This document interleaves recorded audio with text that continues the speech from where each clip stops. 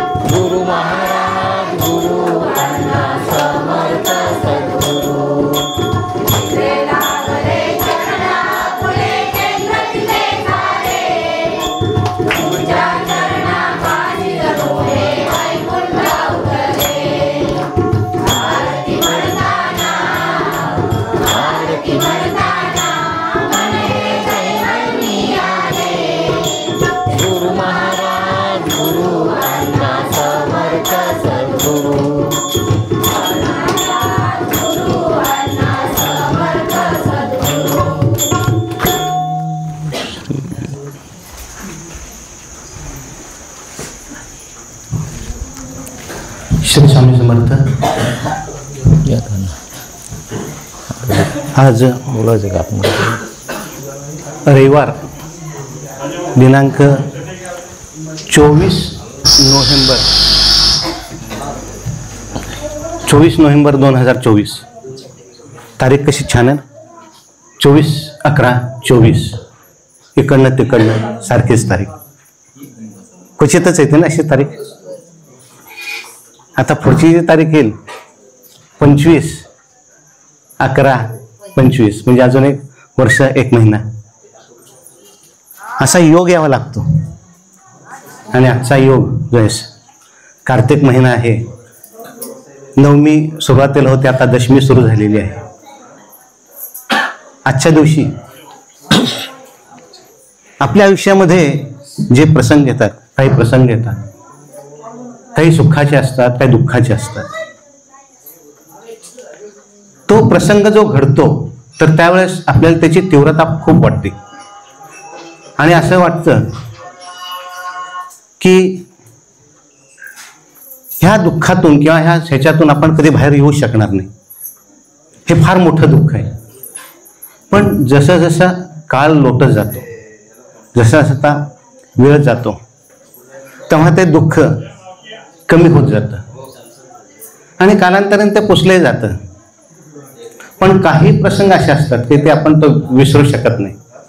तसाच आजचा हा प्रसंग, आजचा हा जो आपला सोहळा इथे साजरा होत आहे, दीपोत्सव आणि अन्नकोट, त्याला आपण 56 भोग म्हणतो. मला वाटतंय कोकणामध्ये आपली जी केंद्र आहेत त्यापैकी पहिल्यांदाच इथं हा दीपोत्सव साजरा होतोय, अन्नकोट साजरा होतोय.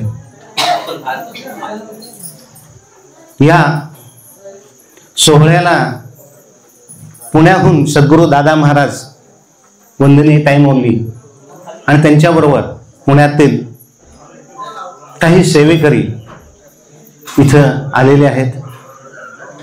राहण्याची वाडी, तळा आणि कोकणातील जवळपासचा हा परिसर, तिथली सर्व मंडळी, सर्व स्वामी भक्त, स्वामी सेवेकरी इथं उपस्थित आहेत. या सगळ्यांचं मी मनापासून स्वागत करतो. आणि सगळ्यांच्या मनामध्ये असं आहे की सद्गुरू दादा महाराज इथं आलेले आहेत, तर त्यांचा इथं सन्मान करायला पाहिजे, त्यांचा सत्कार करायला पाहिजे, त्यांचा आदरातिथ्य करायला पाहिजे. तर मी आबांना विनंती करतो की आपल्या मनामध्ये जे आहे ते आपण करावं. श्री स्वामी समर्थ. दादा महाराज स्वागत करायचे मोठा आनंदाचा क्षण आहे. श्री स्वामी समर्थ महाराज की जय.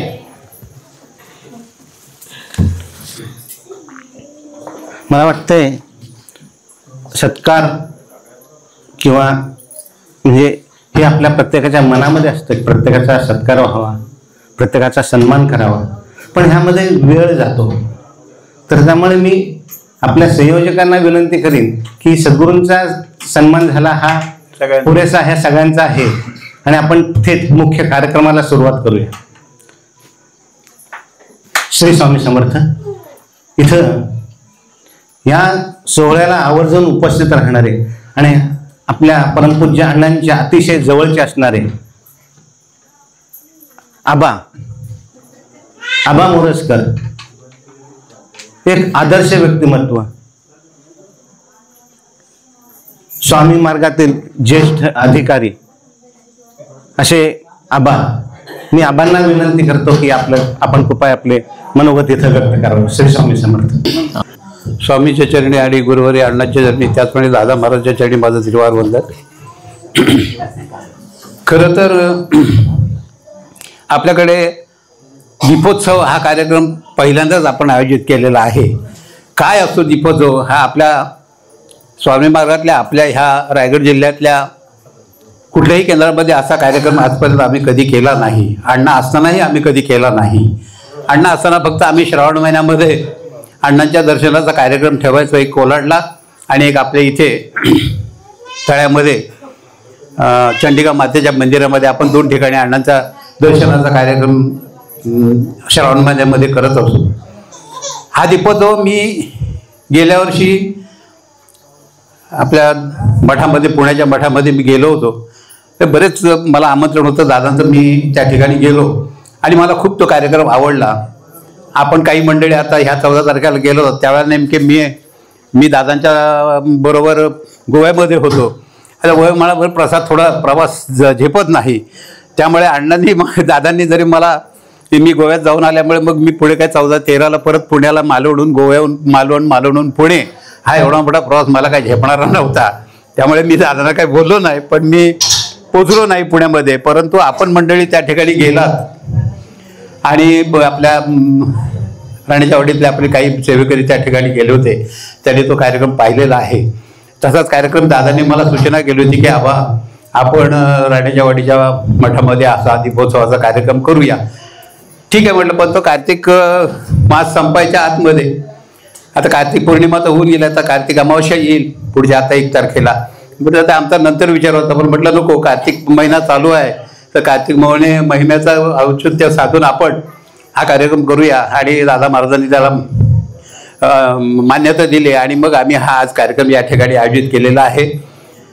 आता हा कार्यक्रम करण्यापूर्वी आपण सगळ्यांना आम्ही विनंती केली होती. मी बऱ्याच जणांना, म्हणजे जेवढे आपले सेवेकरी आहेत, जेवढे माझ्या परिचयाचे आहेत, त्या सगळ्यांना मी व्हॉट्सअपद्वारे याच्यातून मी मेसेज टाकले, सगळ्यांना संदेश पाठवला की असा असा कार्यक्रम 24 तारखेला या ठिकाणी आहे. आणि या ठिकाणच्या लोकांना पण मी आपल्याला सगळ्यांना सेवेकरांना कल्पना दिली की बा त्या दिवशी आपल्याकडे कार्यक्रम करूया दीपोत्सवाचा, आणि दिवाळी फराळ पण त्या निमित्ताने होऊन जातो. आणि त्या दृष्टीने हा आपण आज कार्यक्रम या ठिकाणी आयोजित केलेला आहे. मी आपला काही जास्त वेळ घेणार नाही, कारण पुढे आपल्याला दीपप्रज्वलन कार्यक्रम आहे, दीपोत्सव आहे आणि दादा महाराजचं प्रबोधन आपल्याला ऐकायचं आहे. तेव्हा मी इथेच थांबतो आणि आपल्या सर्वांचं आपण या कार्यक्रमाला आलात म्हणून मी सगळ्यांचं स्वागत करतो, सगळ्यांचे आभार मानतो. स्वामी. दीपोत्सव आणि अन्नपूर्णा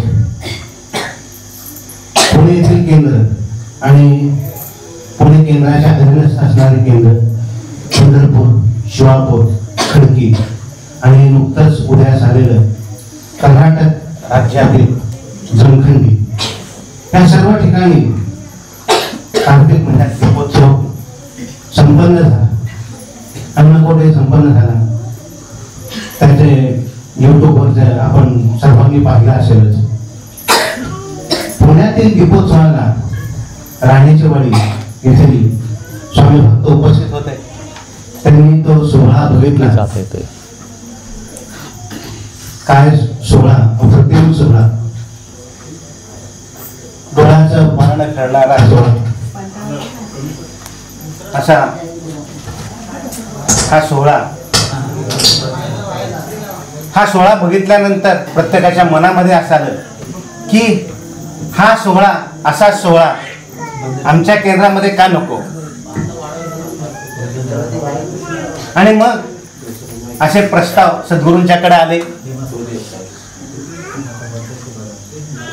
शेळके साहेब, भरत जाधव, आत्माराम जाधव, आत्माराम चव्हाण, भरत चव्हाण आणि इथले कार्यकर्ते मंडळी यांचं सद्गुरूंशी बोलणं झालं.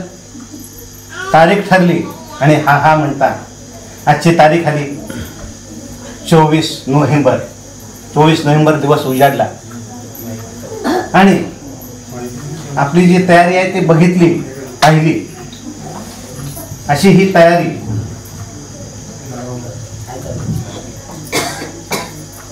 पुण्याहून तयारी करून आमचे पुण्यातले स्वामी सेवक, स्वामी भक्त आले इथं. इथली तयारी, इथले स्वामी सेवेकरी वय वर्ष 2 ते वय वर्ष 85 हे असे स्वामी सेवेकरी प्रत्येक जण झटत होता. मला काहीतरी करायचंय, मला काहीतरी विधायक कार्य करायचंय असं प्रत्येकाच्या मनात येत होतं. आणि जी सुरुवात झाली 2 वाजल्यापासून भार भार भार भार भार भार सगळेजण हे माझंच काम आहे, हे मलाच करायला पाहिजे अशा पद्धतीने सुरुवात झाली. आणि बघता बघता एक अप्रतिम चित्र, अप्रतिम सौंदर्य असलेलं चित्र आपल्या समोर साकार होतंय. आपण पाहतोय श्री स्वामी समर्थांची विलोभनीय मूर्ती, केलेली आरास, सद्गुरू दादा महाराजांचा प्रसन्न चेहरा, ताई माऊलींचा स्मितहास्याचा चेहरा, आबांचा सर्वांना आशीर्वाद देणारा चेहरा. आणि आपण सगळेजण तन्मयतेने ऐकणारे श्रोते, स्वामी भक्त, स्वामी सेवेकरी आपण उत्सुक आहात. कशासाठी? तर श्री श्री सद्गुरू दादा महाराजांचं प्रबोधन अमृतवाणी. मी आता अधिक वेळ न दौडता सद्गुरूंना मी विनंती करतो की प्रथम प्रबोधन होऊ दे आणि त्यानंतर मग दीपोत्सव दृश्य आपण ते पाहूया. मी सद्गुरूंना पुनश्च विनंती करतो की आपण आपल्या अमृतवाणीला सुरुवात करूया. श्री स्वामी समर्थ. श्री स्वामी समर्थ महाराज जय. आपण सुरुवातीला सामुदायिक जप घेऊ. इच्छित दाता सकल कार्य सिद्ध करता सकल दुःख हरता श्री स्वामी समर्थ नमो नमः स्वाहा. इच्छित दाता सकल कार्य सिद्ध करता सकल दुःख हरता श्री स्वामी समर्थ नमो नमः स्वाहा. इच्छित दाता सकल कार्य सिद्ध करता सकल दुःख हरता श्री स्वामी समर्थ नमो नमः स्वाहा. इच्छित दाता सकल कार्य सिद्ध करता सकल दुःख हरता श्री स्वामी समर्थ नमो नमः स्वाहा. इच्छित दाता सकल कार्य सिद्ध करता सकल दुःख हरता श्री स्वामी समर्थ नमो नमः स्वाहा. इच्छित दाता सकल कार्य सिद्ध करता सकल दुःख हरता श्री स्वामी समर्थ नमो नमः स्वाहा इच्छित दाता सकल कार्य सिद्ध करता सकल दुःख हरता श्री स्वामी समर्थ नमो नमः स्वाहा इच्छित दाता सकल कार्य सिद्ध करता सकल दुःख हरता श्री स्वामी समर्थ नमो नमः स्वाहा इच्छित दाता सकल कार्य सिद्ध करता सकल दुःख हरता श्री स्वामी समर्थ नमो नमः स्वाहा इच्छित दाता सकल कार्य सिद्ध करता सकल दुःख हरता श्री स्वामी समर्थ नमो नमः स्वाहा इच्छित दाता सकल कार्य सिद्ध करता सकल दुःख हरता श्री स्वामी समर्थ नमो नमः स्वाहा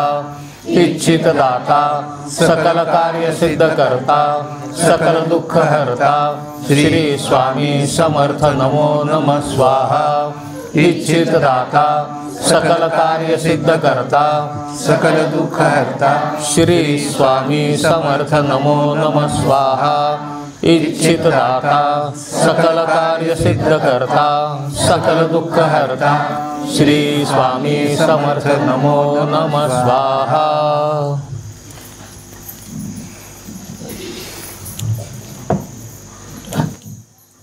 पुढे घेऊ का थोडं? नाही, थोडं वर. श्री स्वामी समर्थ.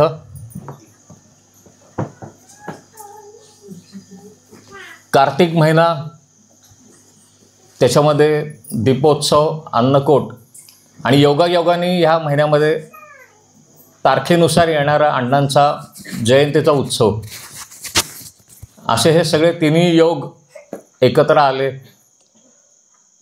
त्याच्यानंतर हा कार्यक्रम करण्याचं ठरवलं आणि आबांनी असं सांगितलं की आत्तापर्यंत कोकणामध्ये असा कुठल्याही केंद्रात कार्यक्रम झाला नव्हता, अन्नकूट किंवा दीपोत्सव. तर एकदा ह्या राण्याच्या वाडी हा जो मठ आहे, ह्या मठातल्या सगळ्या सेवेकरांच्या करता आणि पुण्यातून आलेल्या सगळ्या सेवेकरांच्या एकदा जोरदार टाळ्या, कारण हा कार्यक्रम पहिल्यांदाच जर का होत असेल तर निश्चितच कौतुक आहे. इच्छित दाता स्वामी समर्थ मठ असं आपलं जे नाव आहे, गुरुवारांनी सांगितलेला जो मंत्र आहे त्या मंत्रामध्ये आपण जो आत्ता आपण सगळ्यांनी मिळून म्हटला तर इच्छित दाता सकल कार्य सिद्ध करता, फक्त आपण मनामध्ये आणायचा अवकाश की ते कार्यसिद्धीला जातच. फक्त मनामध्ये आणला. जेव्हा पुण्यामध्ये हे सगळे लोक आले ती त्यांनी सांगितलं आपण हा कार्यक्रम राण्याच्या वाडीच्या मठात आपण करायचा, असं जेव्हा मी आबांना सांगितलं तर आबांनी पण ती पहिली पसंती की हां ठीक आहे आपण लवकरात लवकर ही तारीख ठरवू. आणि मग शेळके साहेब हे आत्माराम चव्हाण साहेब वगैरे सगळ्यांची बोलणी करून ही तारीख ठरली ती. आता मुळात इथं येणं किंवा हा जो भाग आहे, हा कोकण भाग जो आहे, तिथं मुळात येणं हे कारणच मुळात अण्णा आहेत. आम्ही तिथनं पुण्यातनं येणं हे कारणच मुळात अण्णा आहेत. आपली ओळख होणं, आपले संबंध इथे प्रस्थापित होणं, सगळ्यात करता करविता महाराज आहेत. पण महाराज आपण असताना महाराजांना आपण प्रत्यक्ष बघू शकत नाही आहे. आपण बघतो कोणाला? आपण अण्णांना बघत होतो. अण्णांना आपण बघितलं, अण्णांचं कार्य आपण बघितलं. आणि मग एक एक जशी केंद्र सुरू होत गेली तसं एक परिवार त्याच्यामध्ये सामील होत गेले. आणि हा सगळा मोठा एवढा जो साधारण अलिबाग रोह्यापासूनचा जो मोठा पट्टा आहे महाडपर्यंत, बघता बघता 20-25 केंद्र उभी राहिली ती. अण्णांचं कार्य एवढंच होतं की स्वामीनामाचा आपला प्रसार व्हायला पाहिजे. प्रत्येकाने महाराजांनी जे त्यांना उद्दिष्ट दिलं होतं की लाखो भक्तांचा उद्धार तुझ्याकडनं करून घ्यायचा आहे, ती शक्ती स्वामींनीच अण्णांना दिली होती. त्याचा हा एक परिणाम म्हणा की त्याचे एक काही आपल्यासारख्या साधकांना एक व्यासपीठ मिळणं, हे जे केंद्र आहे ते आपल्यासारख्या साधकांना एक व्यासपीठ आहे. तिथे जाऊन आपण फक्त सेवा करायची. आपली सेवा स्वामींच्या चरणी, तिथे फोटो असेल, मूर्ती असेल, ती रुजू करायची. हा मार्ग अण्णांनी आखून दिलेला आहे. अण्णांनी त्या काळामध्ये प्रत्येक केंद्र, आबा त्याला बरोबर होते, त्याला कसं केंद्र प्रत्येक स्थापन केलं असेल, तिथल्या त्या आरतीच्या चाली कशा बसवल्या असेल, हे आता आपण म्हणजे कल्पना पण करू शकत नाही की ह्या लोकांनी इथे एवढे कष्ट घेतलेले आहेत ते त्या काळामध्ये. म्हणजे आत्ताचा तरी काळ बराचसा सोपा आहे, यायला जायला वाहनं आहेत, रस्ते चांगले आहेत, पण त्या काळामध्ये पाऊस पाणी थंडी कशाचा विचार न करता हे दोघं जण त्यांच्याबरोबर आपले सगळे सेवेकरी फिरायचे, एक एक एक केंद्र स्थापन करायचे ते. आणि हा जो एक विचार होता की आपण स्वामी नामाची एक ध्वजा आपण आपल्या खांद्यावर घेतलेली आहे, आपलं हे आयुष्य हे स्वामींच्याच कार्याकरता आपल्याला आता वेचायचं आहे, हे जे अण्णांनी ठरवलं होतं. अण्णांचं कार्य, त्याच्यानंतर स्थापन केलेले मठ, आणि त्याच्यानंतर म्हणजे अण्णा जसं स्वामी चरणी विलीन झाले त्याच्यानंतर झालेला हा मंदिराचा हा हे जे केंद्र आहे, हे मंदिर, हे जे शक्तिपीठ आहे, शक्तिपीठच म्हणेन मी इथं, कारण त्या स्वामींची इथं मूर्ती बसल्यानंतर स्वामींची शक्ती इथे जागृत झालेली आहे. शक्ती जागृत व्हायला इथल्या सेवेकरांची सेवा त्याला पण कारणीभूत आहे. इथं रोजची आरती, रोजचे सेवा जी काय घडते, रोजचा नैवेद्य वगैरे जे काय घडत असेल त्यांनी स्वामींची शक्ती इथे नक्कीच जागृत झालेली होती.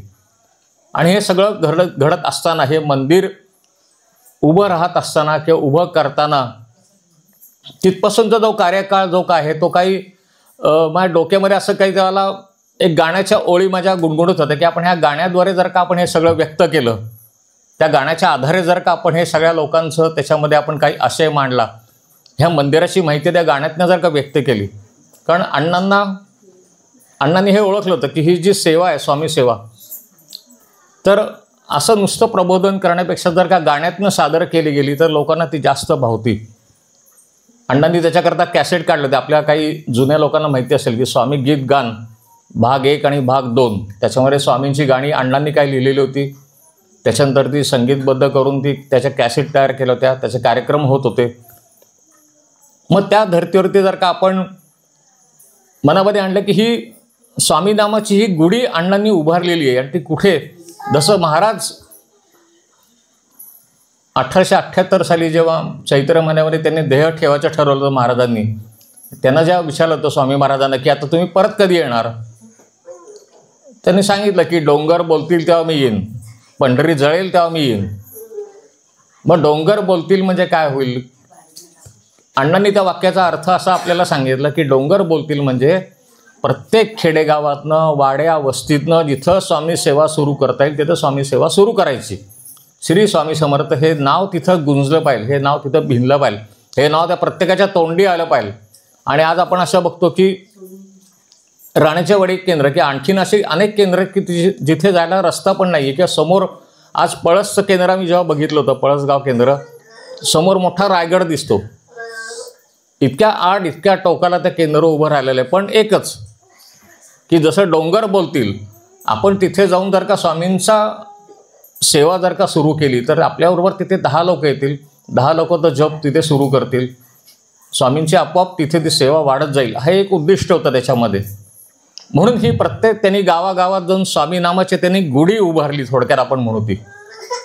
आपण पाडव्याला गुढी उभारतो, अण्णांनी पाडवा वगैरे हे न करता त्यांना वाटेल जसा केंद्र सुरू होईल त्या प्रत्येक केंद्राची गुढी, प्रत्येकाच्या तारखा वेगळ्या आपण म्हणू फार तर, प्रत्येक केंद्राच्या दृष्टीने त्यांचा तोच गुढीपाडवा, ज्या दिवशी केंद्र सुरू झालं तो गुढीपाडवा, ज्या दिवशी केंद्र सुरू झालं तो गुढीपाडवा.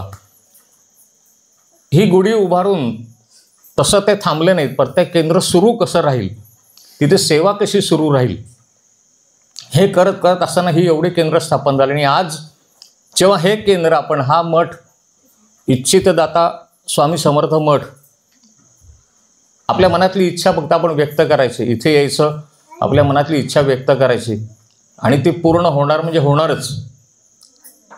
कारण ह्या जागेमधलं इथली ऊर्जा इतकी प्रचंड आहे, इथली शक्ती एवढी प्रचंड आहे की आपलं काम होणार नाही असं नाही. कधी कुणी तुम्ही बघा, इथे येऊन आपल्या मनातली भावना इथे व्यक्त करा, आपल्या मनातली इच्छा व्यक्त करा, ते काम 100% होणार तिथं. मग हा जो मठाचा कार्यकाल आहे, मठ आत्ता उभारला गेलेला आहे, मठामध्ये स्वामींची शक्ती कशी आली, त्याच्यामध्ये कसं कसं कोणी कोणी काय काय सहभाग घेतला. मला असं वाटतं की मी त्या प्रत्येकाचा, जो प्रत्येक सेवेकरी आहे त्याचा तर मी इथे उल्लेख करू शकत नाही, पण जे प्रमुख जे सेवेकरी आहेत तर ह्या गीतामधनं मी जरूर त्यांचा तसा उल्लेख करीन. त्या गीताच्या अनुषंगाने जे काय मला सांगता येईल तेवढं आपण प्रबोधनाचं तो पण एक भाग त्याच्यामध्ये ठेवू. साधारण गीत सुरुवात करतानाच अशी जो मी आता उल्लेख केला होता की गुढीचा, स्वामी नामाची हो गुढी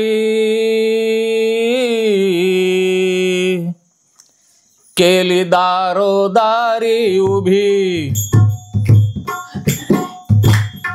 स्वामी नामाची हो गुढी केली दारोदारी उभी, क्षण आला हो भाग्याचा, क्षण आला हो भाग्याचा, मठ राण्याच्या वाडीचा स्वामी समर्थांचा, आपल्या अण्णांच्या कृपेचा इच्छित दाताचा, मठ राण्याच्या वाडीचा स्वामी समर्थांचा, आपल्या अण्णांच्या इच्छित दाताचा.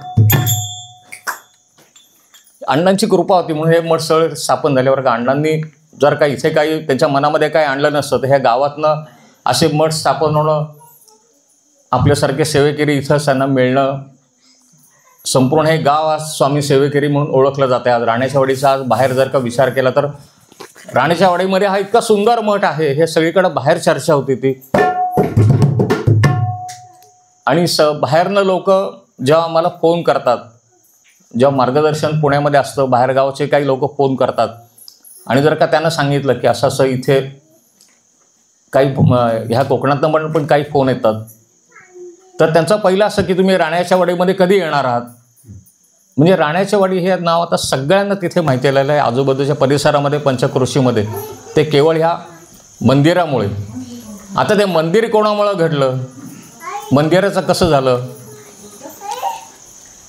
ऐशी चव्हाण बंधू एकी दिली जागा स्वामींसाठी, ऐशी चव्हाण बंधू एकी दिली जागा स्वामींसाठी, मग शेळक्यांनी घेतली उडी, मग शेळक्यांनी घेतली उडी, बघत आले मुहूर्त सांगे शुभारंभाचा, मठ राण्याच्या वाडीचा स्वामी समर्थांचा, आपल्या अण्णांच्या कृपेचा इच्छित दाताचा. मठ असा जागा दिसली बांधला असं नाही, त्याच्यामागे खूप मोठा त्याग आहे. आत्माराम चव्हाण सकट त्यांचे सर्व बंधू आणि ही संपूर्ण म्हणजे चव्हाण, मला वाटतं राण्याच्या वाडीपेक्षा चव्हाणवाडीच म्हणलं पाहिजे. सगळ्या चव्हाणांचं सहकार्य, जागा दिली, एवढी मोठी जागा दिली त्यांनी. शहरामध्ये आम्ही बघतो, शहरामध्ये रस्त्यावरची काही काही घरं असतात ना, ती लोक काय करतात, मुद्दाहून एक एक दोन दोन विटा असं पुढं त्यांच्या वाढवत जातात. ते जे खाली रस्त्यावर घरं असतात ते का, तर पुढं रस्ता रुंदी जेव्हा होईल त्या सरकारकडनं जास्ती जागा मिळावी म्हणून नोटीस देऊन सुद्धा ते लोक ते काढत नाहीत, अतिक्रमण काढत नाहीत, ते पाडावं लागते शेवटी. आज अशी इथं एवढी मोठी जागा चव्हाणांनी आपल्याला दिली आणि जागा मिळाली म्हटलं तर मग काय एक पुढाकार कोणीतरी घ्यायला पाहिजे. तो पुढाकार घेतला शेळके साहेबांनी आणि स्वतःला मी म्हटलं ना की शेळक्यांनी घेतलेली उडी कोणत्याही कार्यामध्ये झोकून दिल्याशिवाय ते काम पूर्ण होत नाही. त्याच्यामध्ये तुम्हाला तुमचा व्यवसाय, तुमची नोकरी सांभाळून तुम्ही उरलेला वेळ ह्या कार्याकरता दिला तर ते कार्य तडीस जातं ते. आणि आपले जे भगत जे आहेत ते म्हणतात पंचांग वगैरे सगळं बघतात. मुहूर्त काढला असेल त्यांनी, असं माझ्या मनामध्ये आपलं येतात की त्यांनी मुहूर्त काढला असेल, त्यांनी हे सगळ्या बैठकीत सांगितलं असेल अमुक अमुक मुहूर्त आहे, त्या दिवशी आपण भूमिपूजन करू, ठरलं आम्हाला पण बोलवणं आलं भूमिपूजन करा वगैरे. भूमिपूजनाचा सोहळा भारी कौतुके रंगला, भूमिपूजनाचा सोहळा भारी कौतुके रंगला, सरपंच आणि विरोधी, सरपंच आणि विरोधी, माझ्या मनात ठसला भाव गळा भेटीचा, मठ राण्याच्या वाडीचा इच्छित दाताचा, आपल्या अण्णांच्या कृपेचा स्वामी समर्थांचा. आम्ही आलो, भूमिपूजन बघितलं, इथं खूप छान सोहळा. आता ह्याच्यात मी म्हटलं की सरपंच आणि विरोधी, गळाभेट झाली. गळाभेट प्रत्यक्षाने, पण जी लोक उपस्थित होती वेगळ्या पक्षाची होती. आपल्या ताई इथे ज्या बसल्या नगराध्यक्ष त्यावेळेला पण होत्या तिथे. त्यांच्याबरोबर अनेक मान्यवर वेगवेगळ्या पक्षातली लोक होती. आणि ती एकत्र कोणामुळे होती तर परत अण्णांच्यामुळं. अण्णांनी प्रत्येकाला काही नाही काहीतरी उपाय सांगत प्रत्येकाला काहीतरी यश देत त्या पक्षाच्या प्रमुख पदापर्यंत, कोणी जिल्हाध्यक्ष, कोणी शहराध्यक्ष, कोणी जे काय असेल ते तिथे लोक पोचलेली होती. पक्ष वेगळा पण मनामध्ये भाव स्वामी सेवेचा, अण्णांचा. आणि मठ बांधायचा म्हटल्यानंतर कोणी विरोध केला नाही त्याच्यामध्ये. प्रत्येकाने तेवढा सहभागी ते नाही बघितलं नाही मी या पक्षाचा आहे, माझ्या पक्षाला हा निधी द्यायची परवानगी नाही आहे, मी कुठल्या पक्षाचा आहे, मी हे कसं करू. सगळ्यांनी भरपूर मनसोक्त निधी दिले आणि त्याच्यामुळे हे मंदिर उभं राहिलं. ते प्रत्यक्ष जरी त्यांनी गळाभेट घेतली नाही तरी पण कोणी विरोध त्याच्यामध्ये दर्शवला नव्हता. सगळ्यांची सहमती होती त्याच्यामध्ये. जेवढं जमेल, जेवढं जास्तीत जास्त जेवढं करता येईल तेवढं प्रत्येकाने केलं. आणि बघता बघता हे मंदिर आम्ही बघितलं भूमिपूजनाला जागा कशी होती. आणि जेमतेम 6 महिन्याचा अवधी, 6 महिन्यांचा अवधी, मंदिर झाले सुंदर अति. 6 महिन्यांचा अवधी, मंदिर झाले सुंदर अति.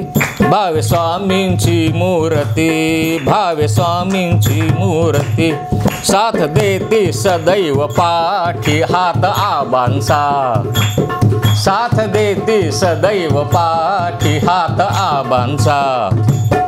मठ राण्याच्या वाडीचा, स्वामी समर्थांचा, आपल्या अण्णांच्या कृपेचा, इच्छित दाताचा. 6 महिन्यामध्ये शक्य आहे का हो? एवढं सुंदर तुम्ही आता बघताय केवढा सुंदर मठ बांधून झाला. 6 महिने, फक्त 6 महिने.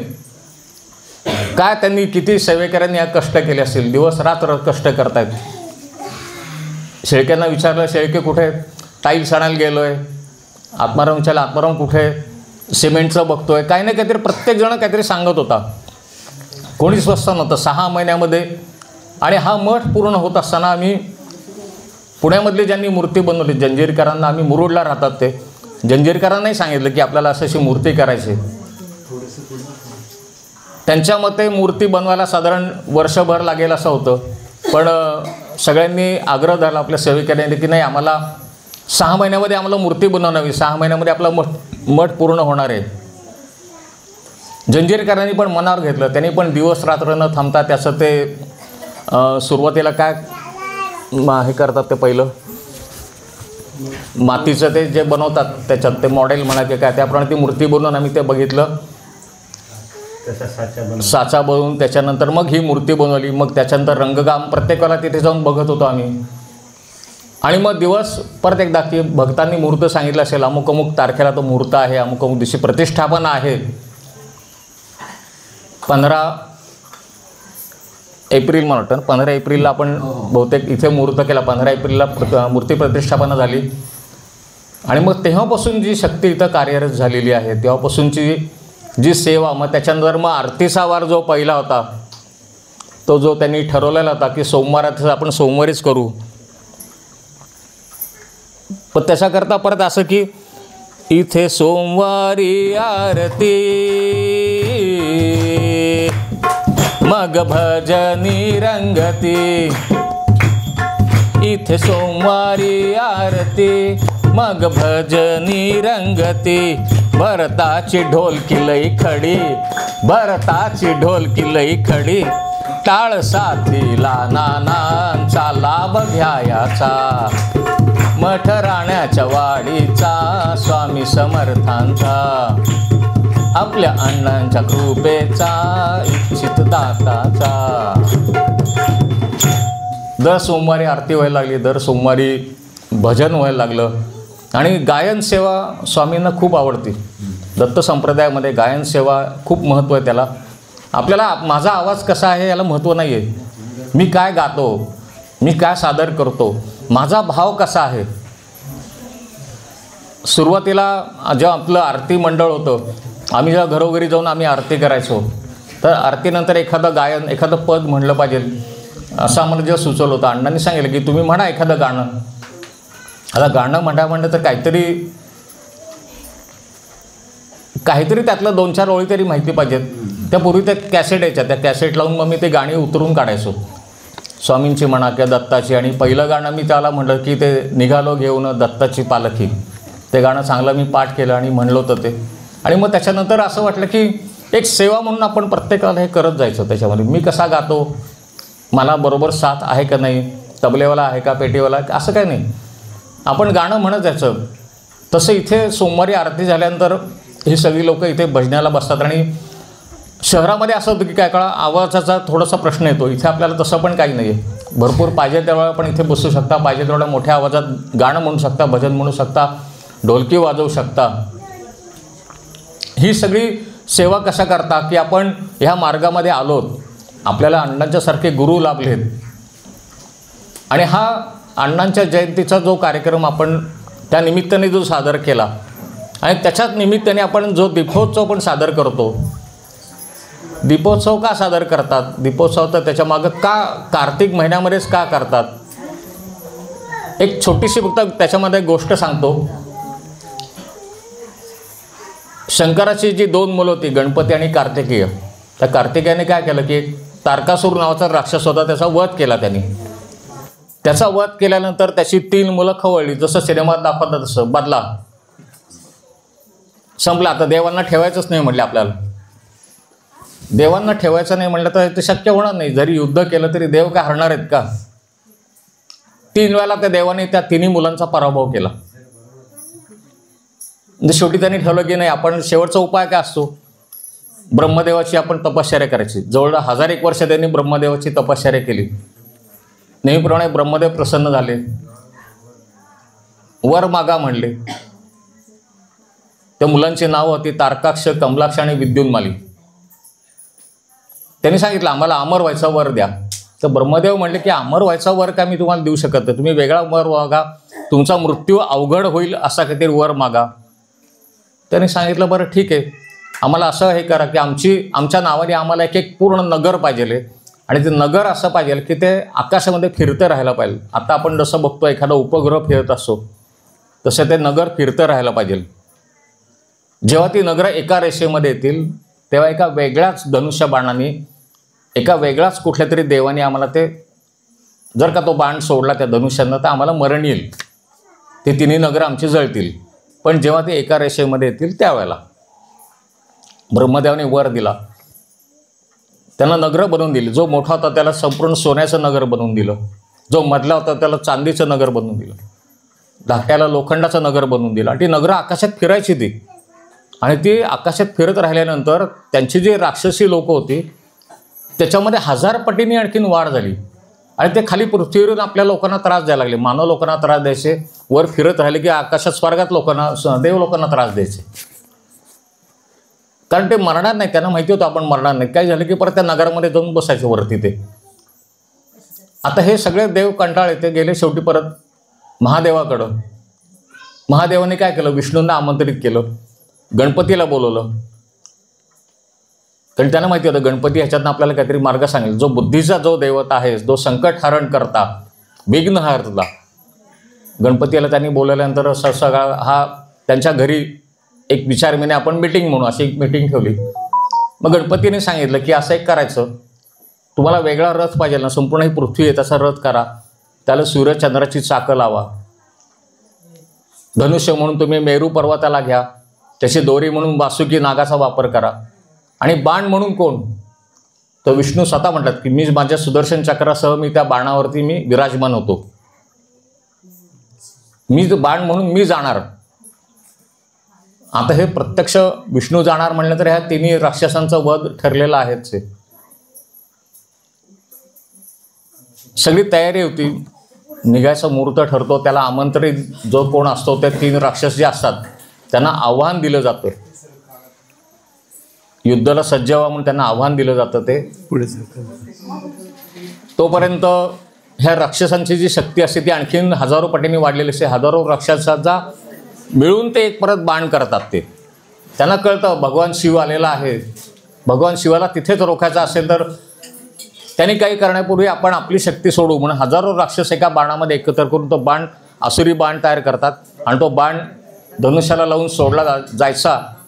त्याच्या अगोदर गणपतीला समजतं, गणपती म्हणतो की मी माझ्या वडिलांच्या रक्षणाकरता मला गेलं पाहिजे, स्वर्गाच्या रक्षणाकरता मला गेलं पाहिजे. पार्वतीला सांगतो मी निघतो आई. गणपती ताबडतोब निघतो. इकडनं तो आसुरी बाण सोडायची तयारी झालेली असते, इकडनं गणपती निघालेला असतो. तिन्ही राक्षस त्यांच्या नगरामध्ये बसून खुशीत असतात. त्यांना माहिती नसतं की नगरं हळूहळू एकत्र एका रांगेमध्ये येतात, त्यांना माहिती नाही. इकडनं तो बाण जो असतो, राक्षसी सगळे राक्षस, हजारो राक्षस त्या बाणामध्ये एकत्र, त्यांची शक्ती एकत्र झालेली असते. तो बाण सुटतो, इकडनं गणपती येतो. पाठीमागं रथामध्ये प्रत्यक्ष महादेव आहेत. महादेवांना तो बाण लागू नये म्हणून प्रत्यक्ष गणपती काय करतो, संपूर्ण पृथ्वीपासून वर स्वर्गाच्या अनंत, म्हणजे आपल्याला आपण कल्पना पण करू शकत नाही इतका उंच स्वतःचा देह तो उभा करतो. त्याच्यामध्ये एक भिंत उभी करतो आणि तो बाण त्या गणपतीला लागतो तिथे आणि तो निष्प्रभ होतो बाण. शंकराच्यावरचं संकट, त्याच्यावरती आलेलं विघ्न तो दूर करतो. विघ्नहर्ता म्हणून त्याला जे म्हणलेलं आहे त्याच्याकरता. आणि तो बाण पडल्यानंतर तोपर्यंत होता काय, ती नगरं एका रेषेमध्ये आलेली असतात. आणि गणपती मग महादेवांच्याकडे बघतो आणि त्यांना सांगतो की आता हे सगळे एका रेषेमध्ये येत चाललेले आहेत, तुम्ही तयार राहा. त्या बाणावरती विष्णू स्वतः आरूढ झालेले असतात. जशी ती नगरं एका रेषेमध्ये येतात तसे शंकर तो बाण सोडतात. त्याबरोबर विष्णू स्वतःच्या तेजाबरोबर सुदर्शनाचा तेज आणि असं एक एक नगर असं एक एक एक एक करत कापत जसं तो एक एक नगर कापला जातं तसं आत्ताच्या काळात आपण जो अणुस्फोट म्हणा किंवा मोठा बॉम्बचा स्फोट जेवढा होईल की संपूर्ण शहरं नष्ट होतील तसा तो स्फोट होत जातो आणि ती नगरं एक एक एक एक ती जळत जातात. आणि ते गेल्यानंतर हे सगळे देव परत जेव्हा स्वर्गामध्ये येतात तेव्हा तिथले देव त्यांचं स्वागत करतात. लाखो दिवे उजाळून स्वर्गामध्ये लाखो दिवे उजळले जातात.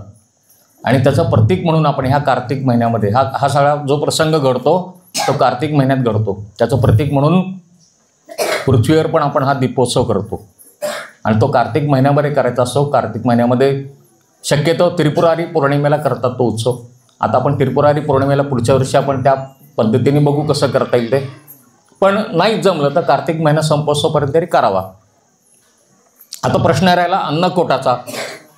आपल्याला सगळ्यांना माहिती असेल की श्रीकृष्णांनी गोवर्धन पर्वताची पूजा सांगितली होती करायला.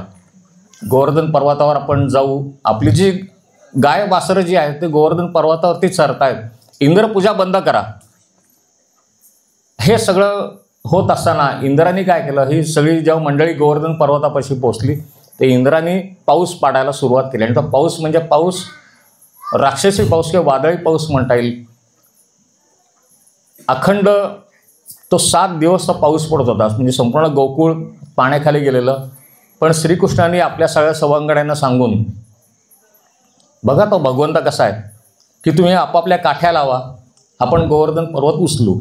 आता हे गोवर्धन पर्वत उचलणं हे काठी लावून उचलणं इतकं सोपं आहे का? पण तो भगवंत, मी भगवंत आहे हे तो दाखवत नाही, मी तुमच्यातलाच आहे.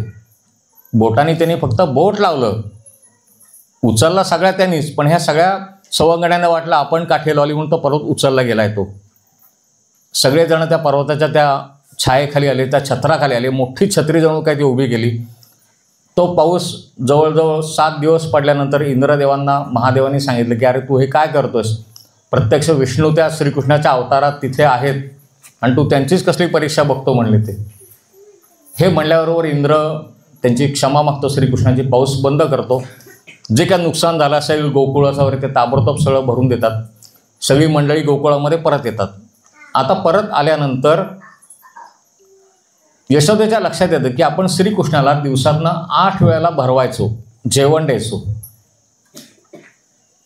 आपण त्या पर्वताखाली किती दिवस होतो? 7 दिवस. मग 7 दिवसातलं गुणिले 8 म्हणजे होता 56. मग 56 प्रकारचे पदार्थ तिने नंतर केले. 56 भोग जो हा शब्द आहे त्याच्याकरता ते पदार्थ बनवून श्रीकृष्णाला त्यांनी खायला घातले. ही त्याच्यामागची पौराणिक कथा. मग त्याच्याकरता आपण आज स्वामींनाच श्रीकृष्ण मानलं आहे. स्वामींच्या पशीच आपले सगळे पदार्थ, अन्नकोट, कोट म्हणजे ढीग, ढीग तयार करणे, अन्नाचा ढीग तयार करायचा. आणि आज आपण बघितलं असेल आपलं पहिलं वर्ष असून आपल्या महिला सेवेकरांनी भरपूर इथे पदार्थ करून आणले आणि अक्षरशः तो ढीग झालेला आहे. तर एकदा परत सगळ्यांच्या करता जोरदार टाळ्या. त्यांनी महिला सेवेकरांचं खास कौतुक का की ह्या घरातल्या कामं करून हे त्यांना जास्तीचं परत काम करावं लागतं. ते हा सगळा जो भाग आहे, पौराणिक कथा आहे, त्याच्यामध्ये हे हो का नाही आपण विश्वास ठेवणं आपलं हे कर्तव्य आहे. आणि ही गोष्ट जशी आज राण्याच्या वाडीत तिथं सुरू झाली, तर मी असं म्हणेन की कोणतेही केंद्र, कुठलेही स्वामींची जिथं मंदिरं आहेत शहरामध्ये तर हे होतं. आपण आपापल्या गावामध्ये जर का स्वामींचं मंदिर असेल, आता वेगळ्या गावातनं लोक आलेले इथे दिसत आहेत. आपल्या गावात स्वामींचं मंदिर आहे, आपल्या गावात हनुमानाचं मंदिर आहे, रामाचं मंदिर आहे, तिथं पण आपण हा दीपोत्सव करू शकता. अजूनही काही दिवस आहेत. हा इथला सगळा जर का आपण एकंदरीत भाग बघितला, मंदिराचं एकच सजावट बघितली की कसं लागतं, ह्याच्यामध्ये काय लागतं, फक्त एवढंच की त्याच्यामध्ये आपल्याला परिश्रम खूप लागतात, तेवढे सेवेकरी पाहिजेल आहेत. एखादा उत्सव जर का यशस्वी करायचा असेल तर तेवढे सेवेकरी पण मनापासून त्यांनी काम केलं पाहिजे. आणि जशी पुण्यातले सेवेकरी इथं आले, ज्या त्यांनी तडपेने इथं ती सेवा केली, त्यांच्याबरोबर आपल्या राण्याच्या वाडीतल्या सगळ्या महिलांनी त्यांना साथ दिली. काही मुलंसुद्धा इथे बारकेवरकी मुलं मी बघितली, ती पण इथे काम करत होती. ह्या सगळ्यांचं खूप खूप कौतुक. आता मला एकदा फक्त असं वाटतं की हे जे गाणं आत्ता झालं, प्रत्येकाचा त्याच्यामध्ये उल्लेख होता, हे ह्या मंदिराचे हे मानकरीत, हे शिलेदार आहेत. ह्या गावाचे हे शिलेदार म्हणलं पाहिजे आपण. शिवराज्यामध्ये जर का हे शिलेदार असते आणि जर का खरोखरीच राजा असते तर शिवाजीराजेने सगळ्यांना खरोखरीच काहीतरी नक्कीच सोन्याची कडी बक्षीस दिली असती. आपण सोन्याच्या कडींच्याऐवजी आपण काय करू, मी ह्या गाण्यातनं जे मानवंदना त्यांना देतो आहे, आपण टाळ्यांच्या साथीने आपण फक्त त्यांना कौतुक करू. आपण टाळ्या अशा वाजवा की त्यांना तेच भरपूर त्याचं ते बक्षीस वाटेल असं. ते पुन्हा एकदा आपण हे गीत सादर करावं मी विनंती करतो सगळ्यांच्या.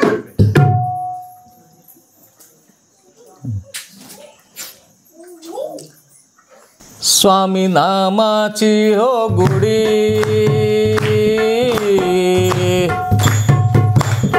केली दारोदारी उभी.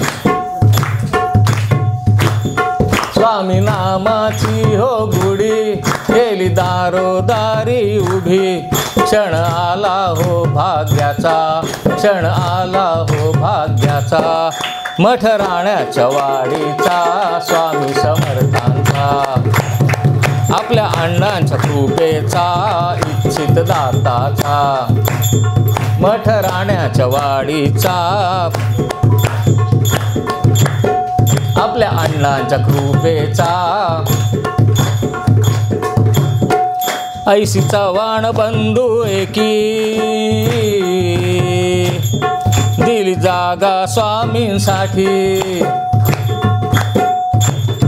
ऐशी चव्हाण बंधू एकी दिली जागा स्वामींसाठी. मग शेळक्यांनी घेतली उडी, मग शेळक्यांनी घेतली उडी. बघत आले मुहूर्त सांगे शुभारंभाचा, मठ राण्याच्या वाडीचा स्वामी समर्थांचा. आपल्या अण्णांच्या आवडीचा, इच्छित दाताचा. भूमिपूजनाचा सोहळा भारी कौतुके रंगला. भूमिपूजनाचा सोहळा भारी कौतुके रंगला. सरपंच आणि विरोधी, सरपंच आणि विरोधी, माझ्या मनात ठसला भाव गळा भेटीचा. मठ राण्याच्या वाडीचा स्वामी समर्थांचा. आपल्या अण्णांच्या कृपेचा, इच्छित दाताचा. 6 महिन्यांचा अवधी मंदिर झाले सुंदर अति. 6 महिन्यांचा अवधी मंदिर झाले सुंदर अति. भावे स्वामींची मूर्ती, भावे स्वामींची मूर्ती. साथ देते सदैव पाठी हात आबांचा. मठ राण्याच्या वाडीचा स्वामी समर्थांचा. आपल्या अण्णांच्या आवडीचा, इच्छित दाताचा. इथे सोमवारी आरती मग भजनी रंगती, इथे सोमवारी आरती मग भजनी रंगती, भरताची ढोलकी लई, भरताची ढोलकी लई खडी, टाळ साथीला नानांचा लाभ घ्यायाचा, मठ राण्याच्या वाडीचा स्वामी समर्थांचा, आपल्या अण्णांच्या कृपेचा इच्छित दाताचा, मठ राण्याच्या वाडीचा स्वामी समर्थांचा।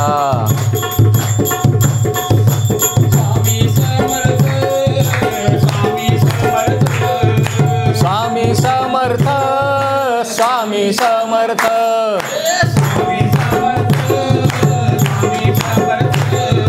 स्वामी समर्थ, स्वामी समर्थ, मोठ्यांदी मोठ्यांदी,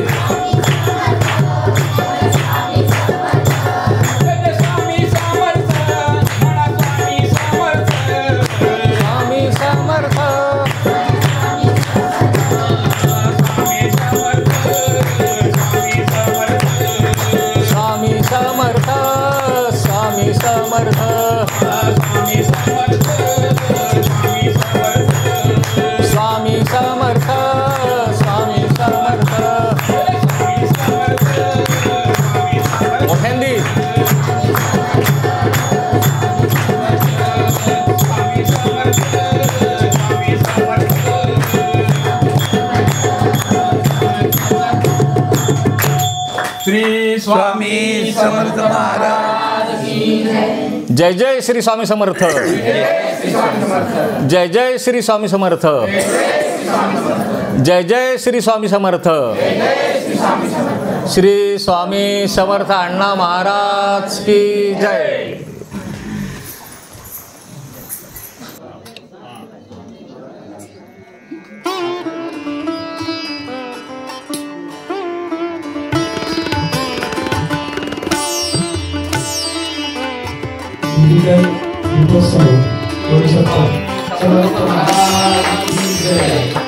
श्री स्वामी समर्थ महाराज की जय।